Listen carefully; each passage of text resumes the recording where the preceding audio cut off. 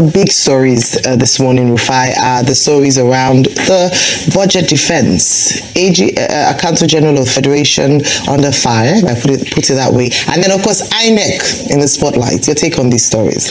A couple of things. Well, if they can turn off the headset so I cannot hear the feedback. I'll be waiting on them to do that. Very good. Thank you. So, a couple of things. I think we've always complained that the budget is a shambles. And this budget cannot deliver any good for any Nigerian out there. And it has shown a budget that you don't even come out to fund. With this level of paucity of funds, the budget performance should be less than 50%. I'll even be surprised if we get 20% budget performance, because let me excite you.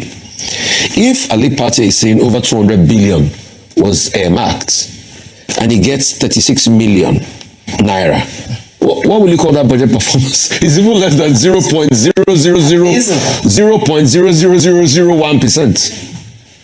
So, but at the same time, they're throwing the baby away with the bathwater. 500 million naira was released to the SC, to the President of Media and Comms, for strategic global media engagement. But we can't give health. We only give health 6 million. So even with the paucity of funds, the money they are not releasing, the so-called money, and that's why I say these guys are running the casino economy. There's nothing you're going to tell me. The empirical facts are so there.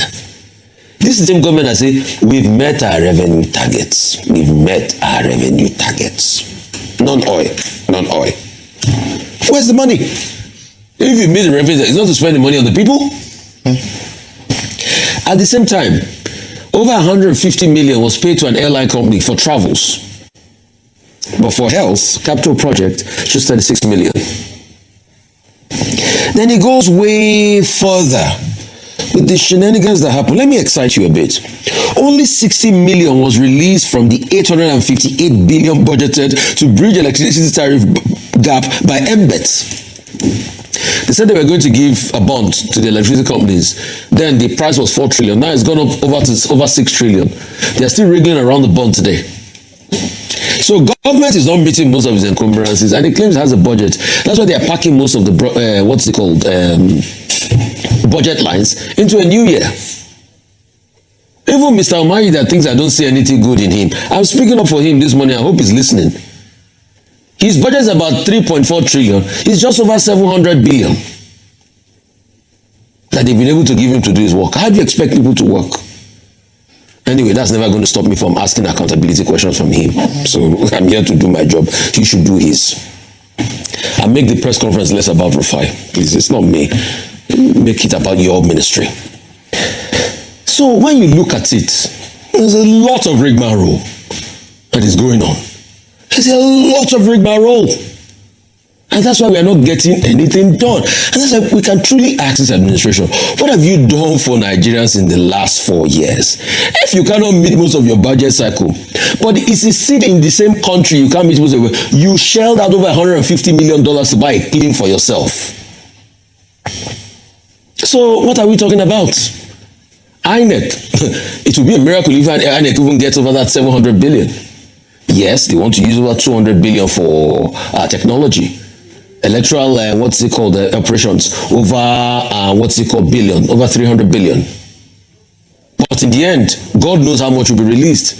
Maybe it's after next year, we will now know, when we do an inquiry like this, we'll see that the budget performance was paltry.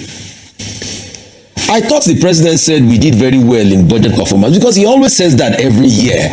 But what we see is different from what he says. When he goes to present the budget, the budget, we cash backed it, we did well. They should give us empirical figures of budget performance. If I say that now, so it's a miss. So see, our budgeting system is flawed.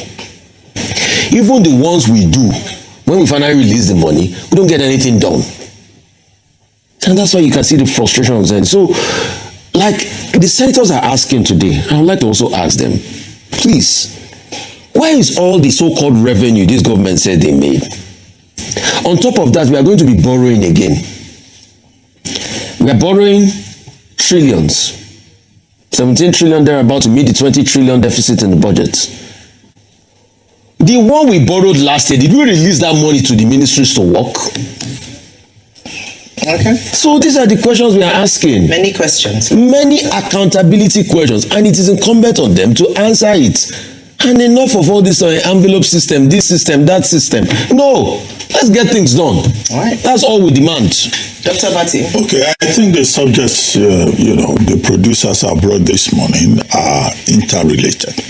Let me start with INEC. INEC asking for so much money that Nigerians are complaining about. The first question to ask is that it's 873 billion for 2027 elections, covering election processes, administrative, technology, capital expenditure, and then miscellaneous, all totaling 873 billion. The first question that, rational thinking member of this society will ask is that why 873 billion? All the things we bought for operations in 2023, where did they disappear to? The technology that we put in place for 2023 elections, what happened? So this will be some of the questions that will be raised. However, this is a comment about the Nigerian system. We don't have a culture of maintenance. If any institution or agency in Nigeria buys vehicles, computers, nobody maintains them. You just do the activity, you go, some technological things even require a certain level of air conditioning. Nobody will pay attention. They will wait till the next budget cycle and they will ask for the same things. The vehicles that were bought for the 2023 elections, some vehicles can survive for 10 years if properly maintained. We don't maintain anything here. So where are those vehicles? Have they disappeared? Have they been auctioned? Have they been... And which is the point I was making yesterday. Originally, Dr. Teriba's point. Now, all these MDAs, do they even generate revenue? Are they involved in trying to reinvent themselves? But no, everybody is looking for what to collect and just spend from the Nigerian administration. Technology. They're asking for 209 billion naira, right? I think it's quoted in naira. Yeah, the people are asking for e-transmission of results. You should have seen that this is foreseeable. And I made the point in my article on Tuesday and in subsequent comments on this platform that cost is involved. Apart from cost, there will be a lot in terms of insider manipulations, human values, and all of that. That's where we are now. Now, there's also something in the INEC request, miscellaneous, $41 billion for miscellaneous. Well, I can understand that because there will be contingency expenditure. Okay, sometimes you don't know what will happen on the field. But the bigger issue in terms of all of this is, will it be cash backed? Which will lead me quickly to another subject. But the most sensational thing that happened with Professor Amunpiton's presentation yesterday has to do with the fact that INEC is even now saying it will set up INEC hospitals in Abuja. 2 INEC hospitals that will also incur cost. And Senator Oshiomhole, stood up. This situation may have been humorous, but I think it was very correct. He's saying no, INEC should focus on its core mandate. INEC can set up clinics in case there are events in, any of the states.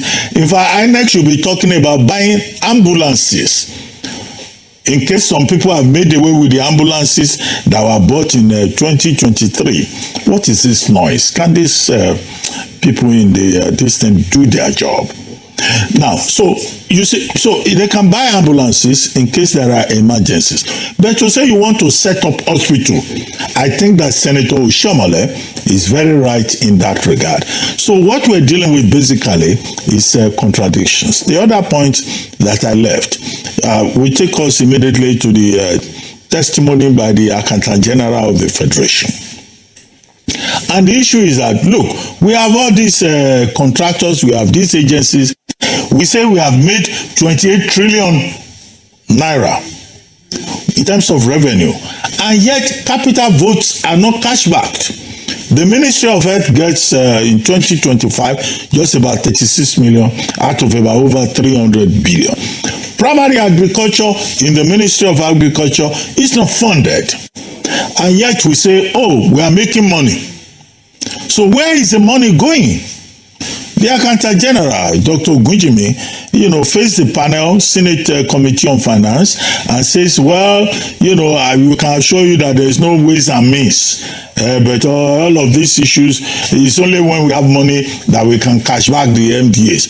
At the same time, the central bank governor is saying we have 50 billion, I think, in reserve, 46 point something, close to $50 billion. Why are we keeping money in foreign reserve and we cannot cash back and ensure performance? So the issue then, therefore, will be the envelope system that we have adopted since 2024. The envelope budgeting system that Nigeria has. Okay, even before 2024, I think under the Buhari government, we had the envelope system. So what is available is what is available, or what the people disbursing the funds say. No, we should have a performance-based budgeting system. And that is the main concern here. How do you say, you are now going to borrow trillions of naira? The other issues, they said they are going to sell assets. Mr. Wale Edun, the coordinating minister, had assured us before now that, borrowing is not the target. When he went to Davos, he said something about domestic borrowing, which the experts, economic analysts, have said is going to crowd out the private sector in terms of access to funds for economic growth. So there are many contradictions. I'm not an economist, but the people who are in that field, who are economists, have been questioning all of these details, and they've been saying, look, what is going on looks like voodoo economists on the part of the experts that are right there. Contractors are not paid. You say there is no money. You say we have 21 trillion revenue, and then you say we have 50 billion in foreign reserve. Is the foreign reserve more important than performance within the economy? These are the critical questions.